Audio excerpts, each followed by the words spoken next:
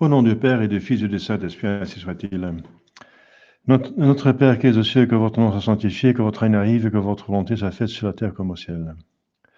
Donnez-nous aujourd'hui notre pain de chaque jour, pardonnez nos offenses, que nous pardonnons à ceux qui nous ont offensés.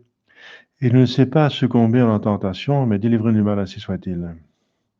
Cœur immaculé de Marie, priez pour nous. Le Saint Jean gardien, veillez sur nous. Saint Joseph, priez pour nous. Le Saint Jean gardien, veillez sur nous. Le Saint Patron, priez pour nous. Au nom du Père et du Fils et du Saint-Esprit, ainsi soit-il.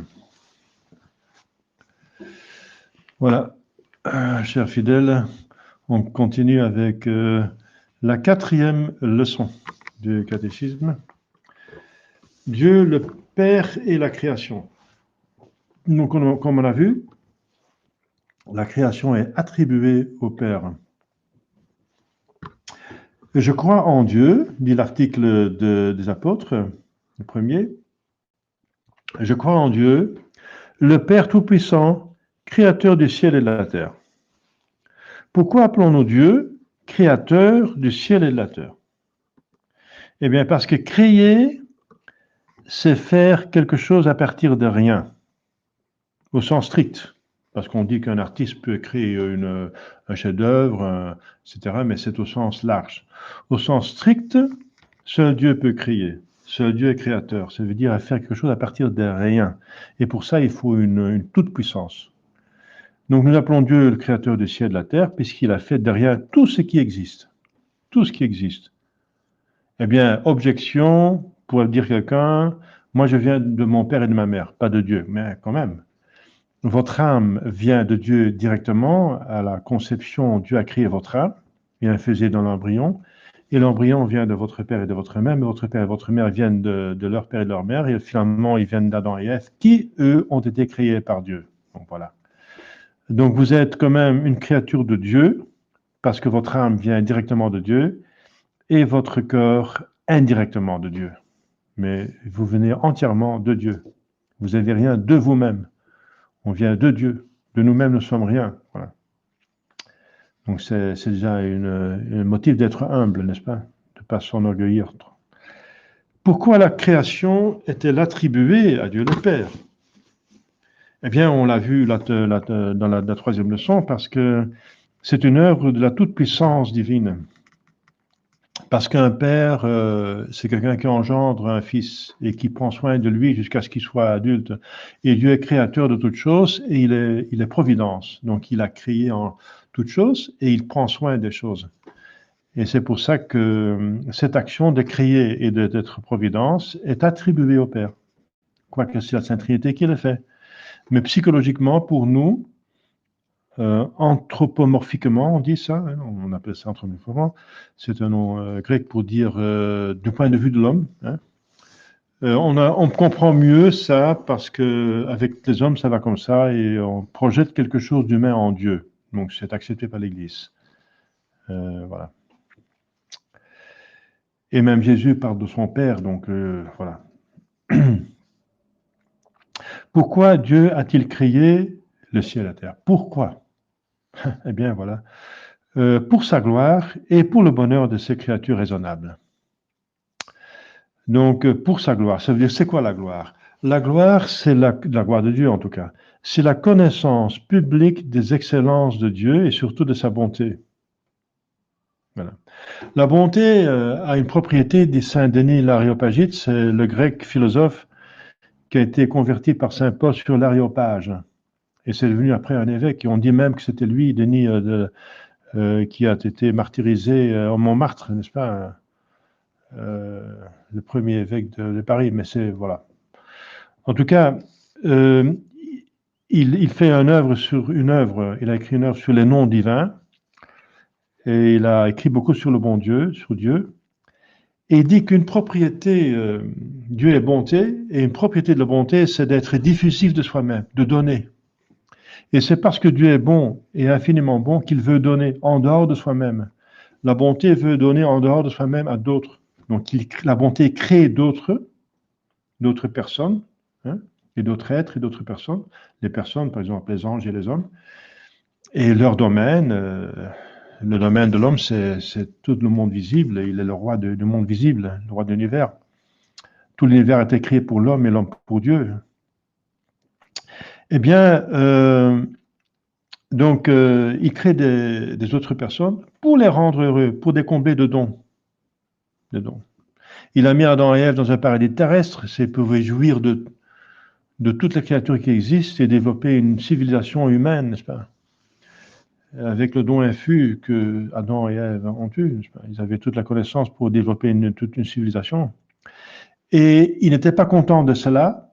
Il veut encore donner plus, ça veut dire sa bonté va jusqu'à l'infini, puisqu'il est infini. Et le don est aussi grand que l'amour, et l'amour est exprimé par le don. Donc le don de Dieu est infini, et la seule chose qui est infinie, c'est lui-même. Donc il a fini par se donner soi-même. Et soi-même, c'est le ciel. Dans le ciel, on va participer à lui-même.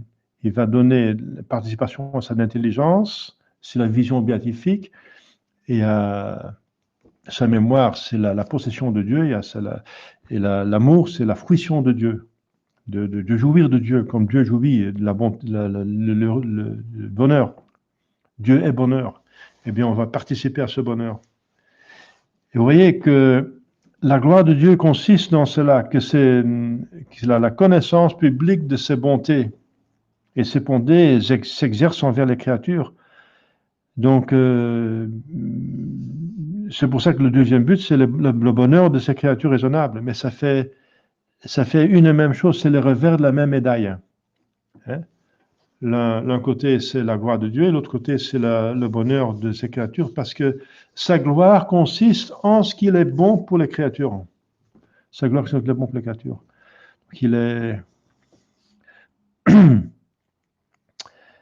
Donc, tout a été fait pour cela. Tout a été fait pour le ciel. Quand Jésus est en train de mourir, n'est-ce pas, il est condamné à mort, il voit que sa passion va arriver, il est dans le jardin d'Olivier, il prévoit qu'il va subir le martyre affreux. Eh bien, il va même voir que pour une certaine partie des pécheurs, ça va être pour rien, parce qu'ils vont refuser sa grâce. Eh bien, il va quand même le faire pour les élus, pour ceux qui vont dans le ciel. Donc, tout ce que Jésus fait, Dieu fait, même sa passion, c'est pour le ciel qu'il le fait. Tout a été créé pour le bonheur de ces créatures raisonnables, et le bonheur de ces créatures raisonnables, c'est le ciel. Dieu prend-il soin de ces créatures? Et bien sûr, c'est contre la franc-maçonnerie qui dit Dieu. Les francs-maçons, il y a deux sortes, qui acceptent l'existence d'un Dieu, et l'autre qui sont athées. Eh bien, ceux qui sont déistes disent que c'est un architecte de l'univers, c'est pour ça qu'ils mettent comme symbole le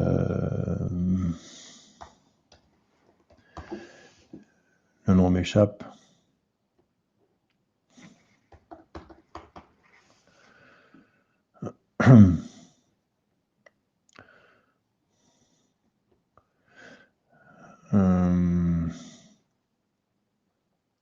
La boussole. La boussole? Bon.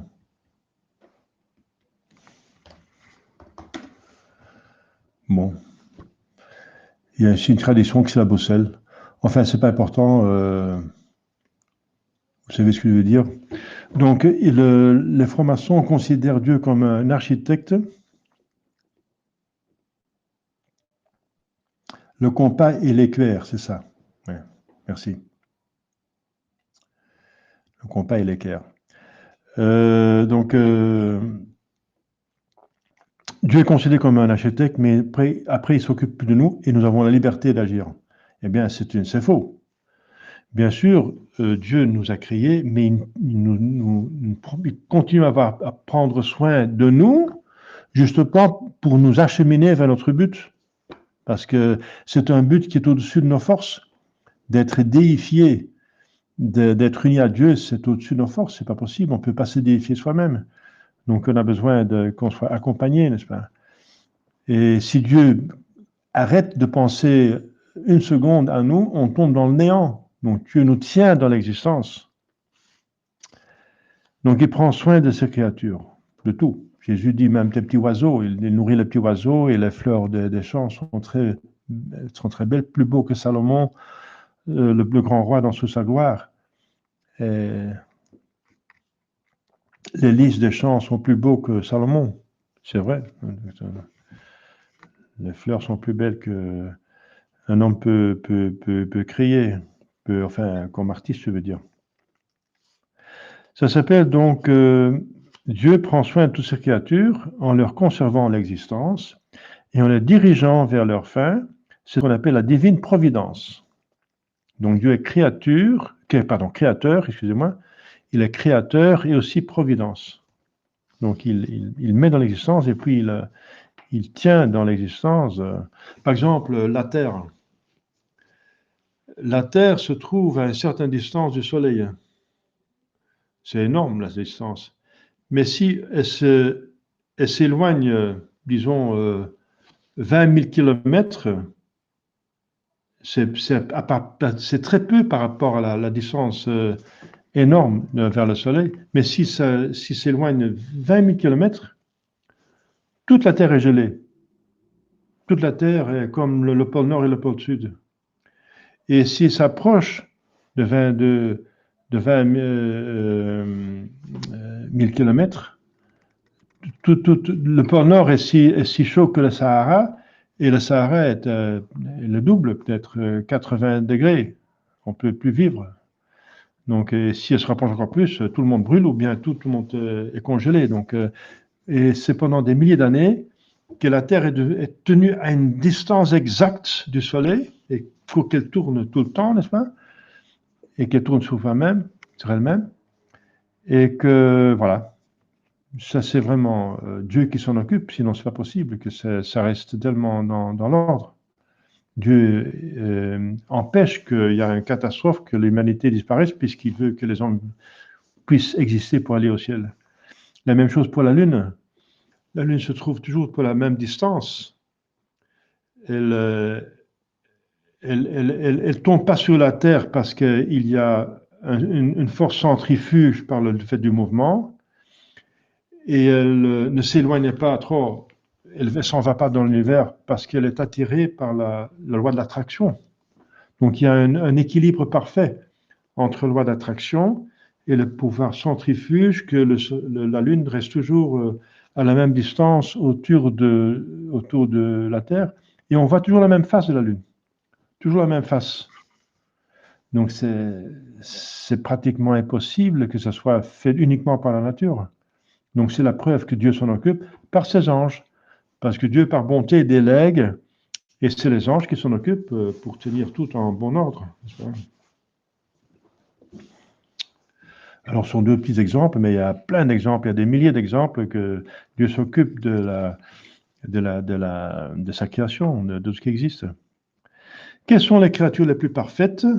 Eh bien, ce sont les personnes, celles qui ont des esprits. C'est les anges qui sont purs esprits, et les hommes qui sont un esprit qui est fait pour animer un corps. Donc le corps est fait pour l'âme et l'âme est fait pour le corps, et ensemble ils doivent aller au ciel.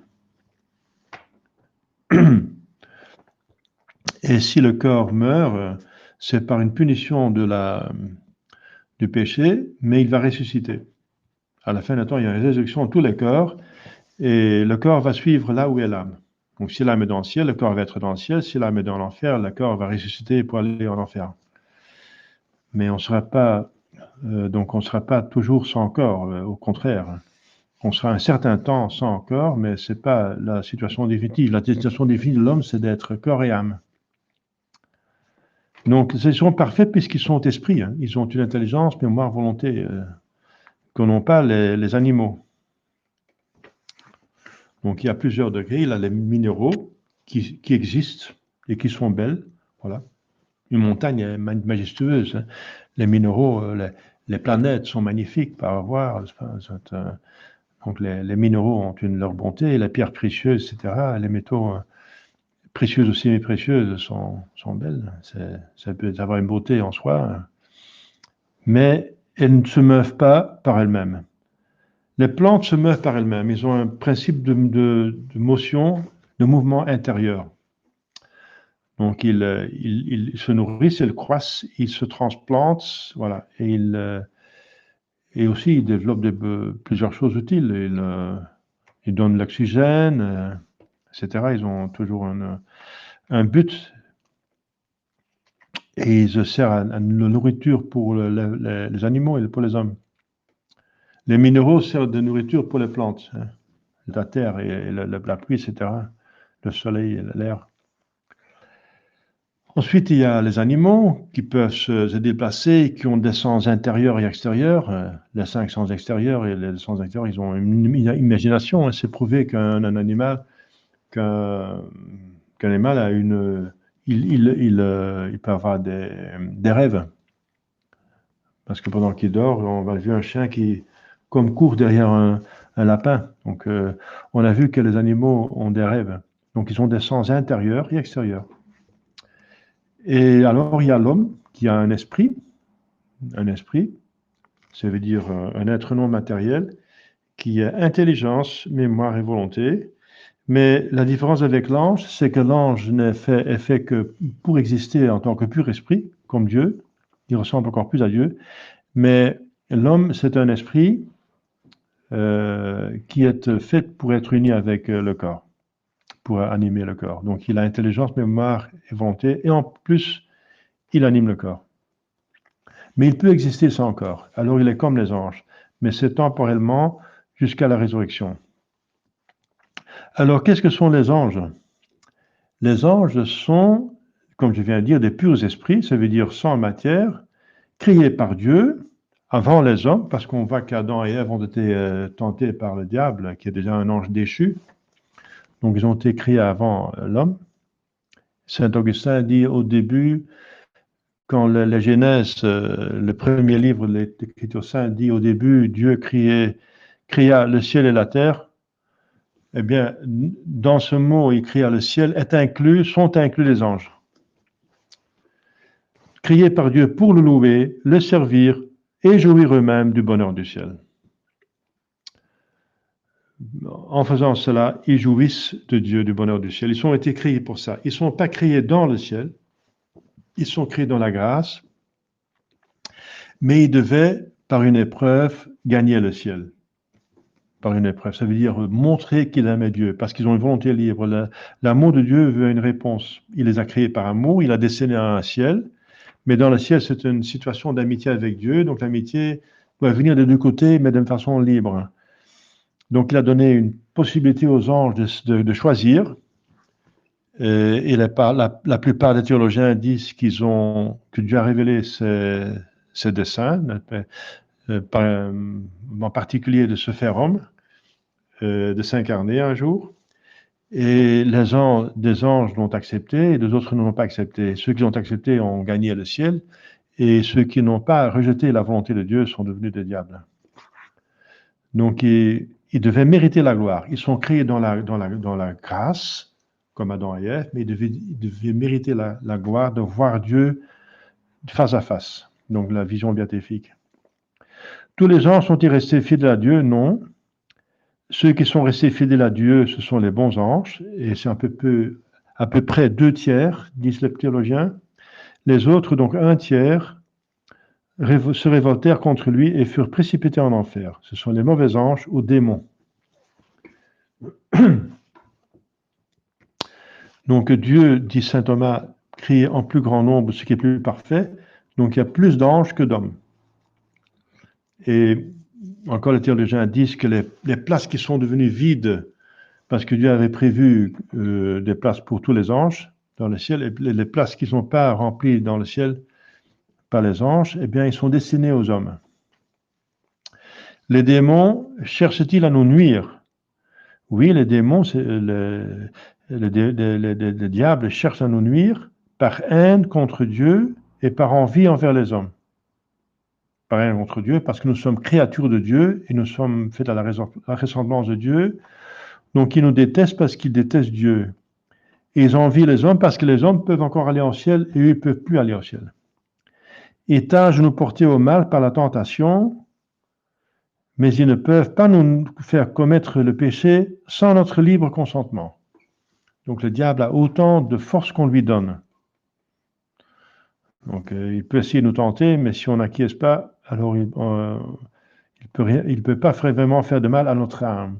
Bien sûr, il peut nous nuire, il peut causer des ennuis, il peut nous causer des maladies et des contretemps, etc. Mais ce sont des croix qu'il faut accepter avec patience et on mérite avec ça le ciel.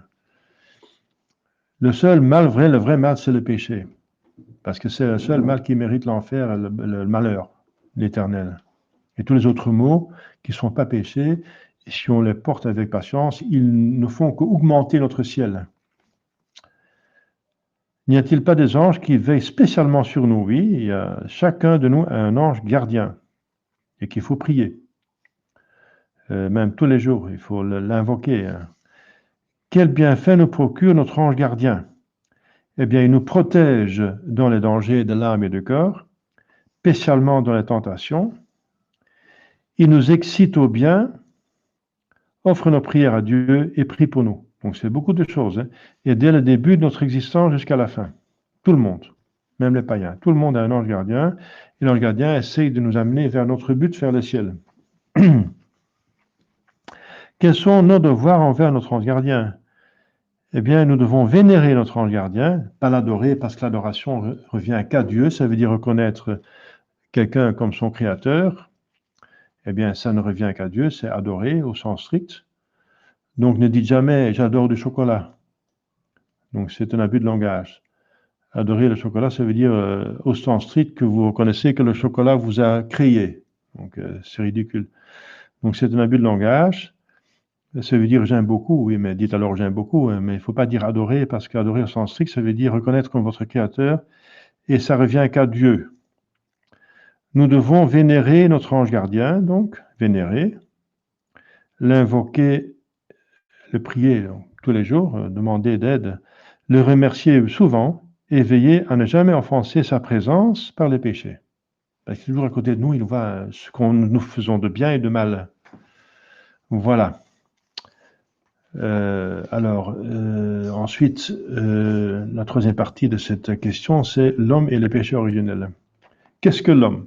Eh bien, voilà, c'est une créature raisonnable, donc ça par rapport à donc en contradistinction des animaux qui n'ont pas de raison, ils ont un instinct mais pas de raison, pas d'esprit, pas d'intelligence, ils ne peuvent pas faire la mathématique et la littérature, etc., la science.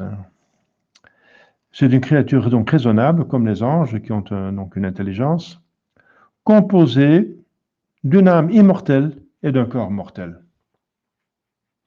Mais puisque le corps est mortel, il y avait quand même des aides pour qu'il soit avec l'âme pour tout le temps. Dans le paradis terrestre, c'était l'arbre de vie.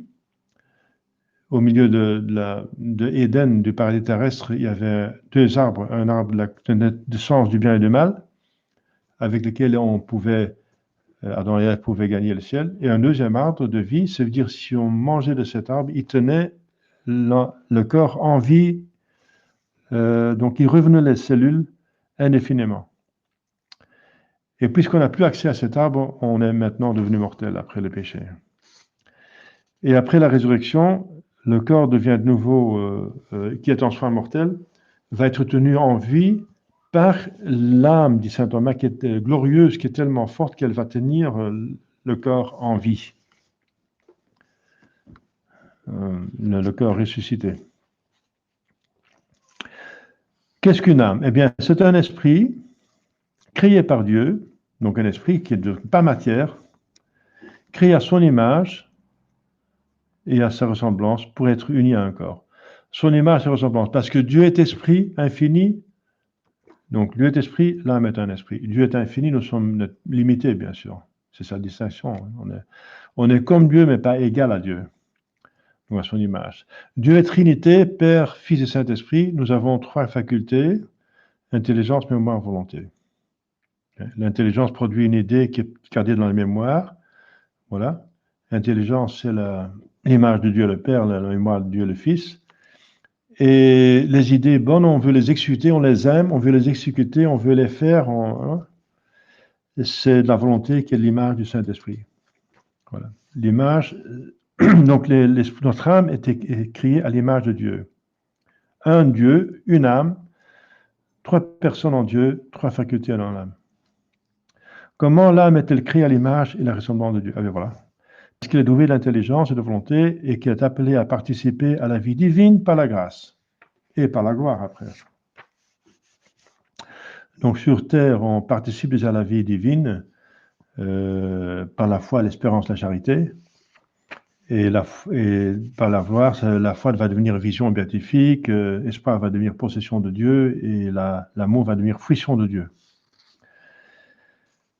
Donc l'âme est donc très importante. Elle est immortelle. 50e question. Parce qu'elle est un esprit et l'esprit ne meurt pas. Un esprit ne meurt pas parce qu'il ne peut pas être décomposé puisqu'il est un. Le corps peut mourir parce qu'il est composé de plusieurs éléments qui peuvent aller dans tous les sens, qui peuvent se décomposer. Le corps est composé, mais l'âme n'est pas composée. L'âme est une. Comme tout esprit est un. Donc, il n'y a pas une âme avec collé dessus l'intelligence, mémoire, volonté. Non, mais c'est l'âme qui elle-même est intelligence, est volonté et est mémoire. Donc, ça fait un, comme en Dieu. Les 3 personnes sont un Dieu. Donc, l'âme n'est pas composée. C'est pour ça qu'elle ne peut pas être décomposée, donc elle est immortelle. Elle est immortelle. C'est important de savoir que votre âme est immortelle. Donc, la vie ne s'arrête pas avec la mort. Donc, et après, il y a l'éternité pour toujours. Où est-ce que vous allez aller? Donc, faites en sorte que vous soyez heureux. Donc, c'est très important de savoir que mon âme est immortelle. Alors, on va encore être démotivé pour pécher et pour faire le bien et pour aller au ciel. Pourquoi l'homme a été créé? Eh bien, on le sait déjà, parce que Dieu a tout créé pour sa gloire et pour le bonheur de ses créatures. On vient de voir dans la question 38. Donc, la question 51, c'est l'application de la question 38, l'application aux hommes. L'homme a été créé pour connaître, aimer et servir Dieu en cette vie, pour le voir et le posséder éternellement dans le ciel. Donc, c'est par nos facultés, on va les diriger vers Dieu. Intelligence, mémoire, volonté, connaître, aimer et servir. En cette vie, et par ça, on va mériter. L'amour, c'est une union, et cette union va rester, et va nous amener au ciel, pour le voir et le posséder éternellement dans le ciel. Voilà, donc l'homme est créé pour le ciel. Donc l'homme n'est pas créé pour un paradis terrestre. Ça contre le communisme, il y a plein d'idéologies qui ont essayé d'établir sur Terre un paradis terrestre et qui ont refusé le ciel, le niveau, la dimension surnaturelle de l'homme. Et c'est une grande faute. Donc on a été créé pour le ciel, et pas pour autre chose. Et le ciel, c'est tout. C'est tout, c'est la possession de Dieu, c'est Dieu et tout. Donc en dehors, il n'y a plus rien, il n'y a rien. Il y a le ciel et puis il n'y a rien. Donc Dieu donne tout, c'est un jusqu'au boutiste dans le bon sens. Il va jusqu'au bout, jusqu'à la fin, il va jusqu'au bout des choses par perfection, n'est-ce pas? Donc il veut nous donner vraiment le ciel, tout, tout, tout, tout. Et si on refuse tout, on n'a plus rien, parce qu'en dehors de tout, il n'y a rien. Alors, donc il n'y a pas d'alternative. L'alternative, c'est pas une alternative. L'enfer, c'est une poubelle. Si on va pas au ciel, eh bien, on tombe dans l'enfer. Et puis, c'est le manque de tout bien. Puisque dans le ciel, il y a tout, et en dehors de tout, il n'y a plus rien. Donc, si on manque le ciel, on n'a plus rien. Et au contraire, on mérite encore un châtiment par justice. Parce qu'on a fait un grand mal. Si on est dans l'enfer, c'est qu'on a fait un grand mal, un grand péché, avec plein de connaissances, plein de volonté libre, qui mérite un châtiment, n'est-ce pas? Donc, on est fait pour le ciel. Tout homme est fait pour le ciel. Quels furent les premiers parents? Eh bien, c'était donc du genre romain, c'était Adam et Ève. D'abord l'homme, et ensuite la femme était créée à partir de l'homme, d'une côte d'Adam, pour montrer que c'est sa compagne. Le père d'Église, c'est qu'il n'était pas créé de sa tête pour ne pas le tyranniser, il n'est pas créé de son pied. La femme n'est pas l'esclave de l'homme, mais elle est tirée de sa côte parce qu'il est tout près de son cœur. Ça veut dire une compagne d'amitié, n'est-ce pas? Et ils ont une égalité de dignité, n'est-ce pas, dans l'être. Ils ont la même âme. La différence entre l'homme et la femme et les autres, la différence entre tous les hommes, c'est le cœur, parce qu'on a tous la même âme. Mais bien sûr, il y a une hiérarchie d'autorité. Donc, l'homme a autorité au-dessus de la femme. Oui. Mais ça, c'est une autorité sur la terre ici. Dans l'éternité, il y a une hiérarchie d'amour. Celui qui a plus aimé Dieu est plus près de Dieu. Ici sur terre, il y a une hiérarchie de pouvoir et d'autorité. Et ça revient à l'homme, ou bien à la femme, bien sûr, aussi de femmes. Dans un couvent de femmes, il y a une abbesse, etc., une mère supérieure, etc. Il y a une hiérarchie. Il y a la mère qui est aussi autorité envers ses enfants, bien sûr. Mais ici sur terre, donc, il y a une hiérarchie d'autorité, mais pas dans le ciel. Et c'est le ciel qui compte puisque c'est éternel. Donc l'hiérarchie dans le ciel, ce sera donc l'amour de Dieu. Il y a déjà une femme qui se trouve au-dessus de nous, c'est la Sainte Vierge. Hein? Et c'est un bonheur qu'elle est au-dessus de nous parce que c'est une bonne mère. Voilà, donc comment Dieu fit-il nos premiers parents? Eh bien, il forma lui-même le corps d'Adam et Ève. Il créa de rien leur âme et l'unit à leur corps. Dans quel état Dieu créa-t-il Adam et Ève? Eh bien, dans l'état de grâce. Ça veut dire qu'ils ont reçu des dons surnaturels pour faire le bien, pour connaître le bien et pour le faire.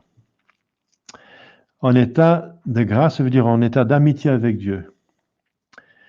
De grâce et de bonheur, selon leur âme et selon le corps, donc dans un paradis terrestre, dans un lieu de délices, où il n'y avait pas de croix, pas de problème, pas de maladie, pas de difficulté, pas d'accident, pas de catastrophe.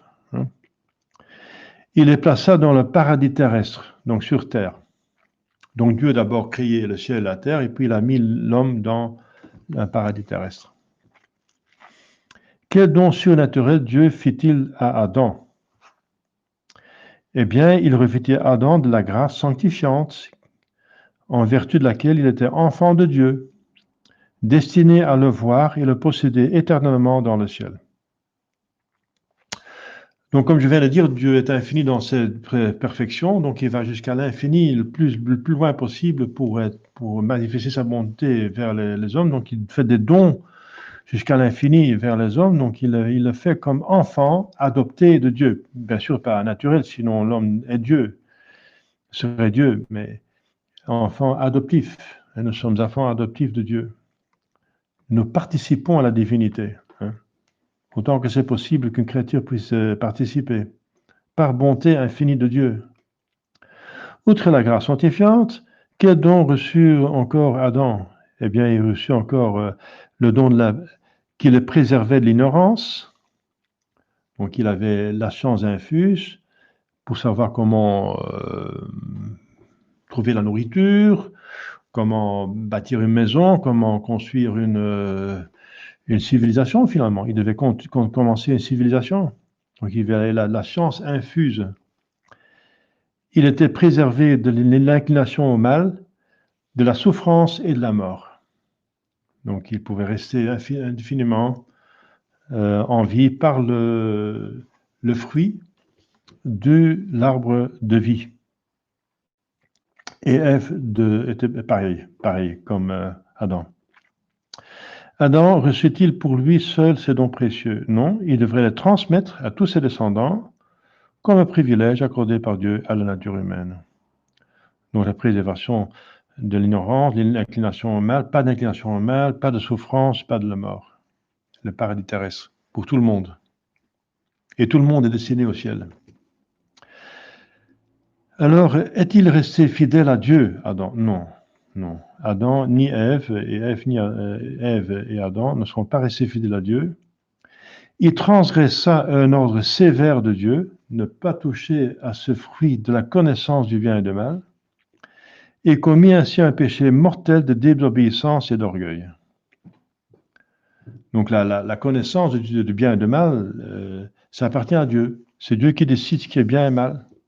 Et l'homme seulement doit l'accepter. Alors, voilà. Et en respectant cet ordre très simple, il aurait pu gagner le ciel pour l'éternité.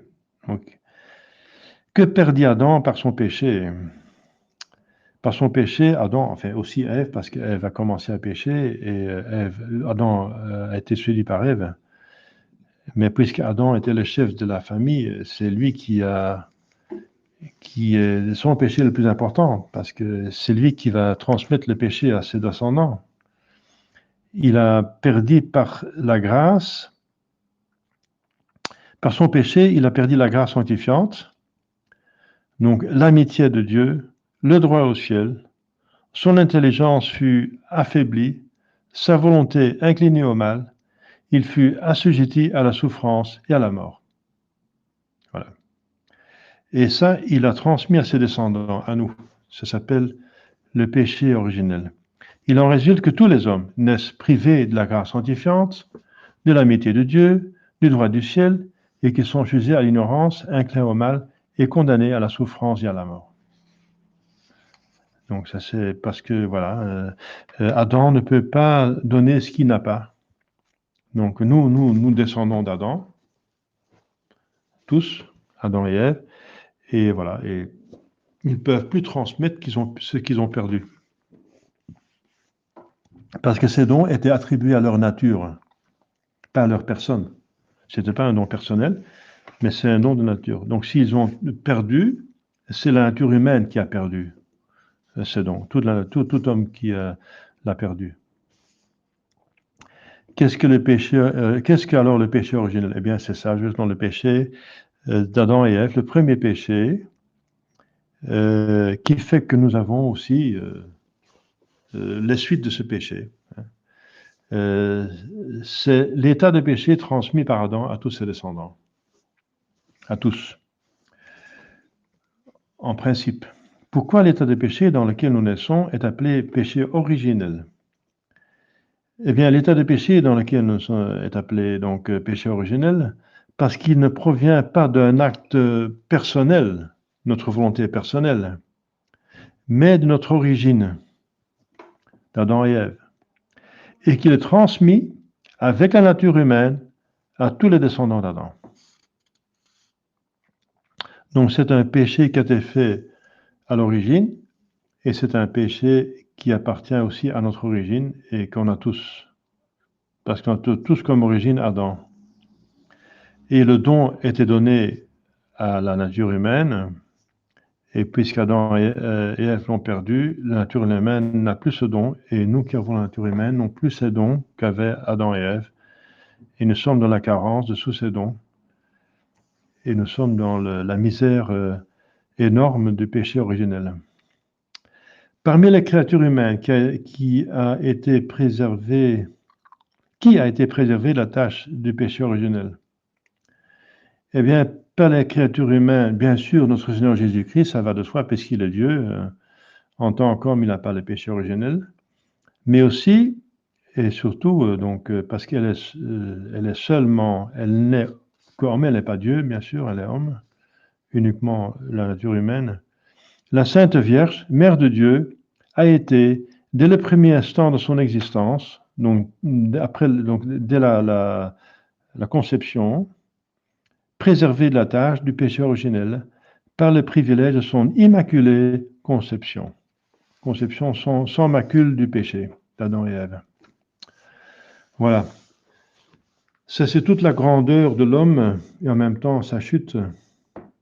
Et comme vous savez, on va voir ça plus tard dans la 5e leçon, que Dieu ne nous a pas abandonnés, mais qu'il organise la rédemption. Est-ce qu'il y a des questions que vous posez là? Donc, dans le chat, il n'y a pas de questions. Vous avez le droit de poser des questions si vous voulez. Sinon, on va remercier le bon Dieu pour cette leçon.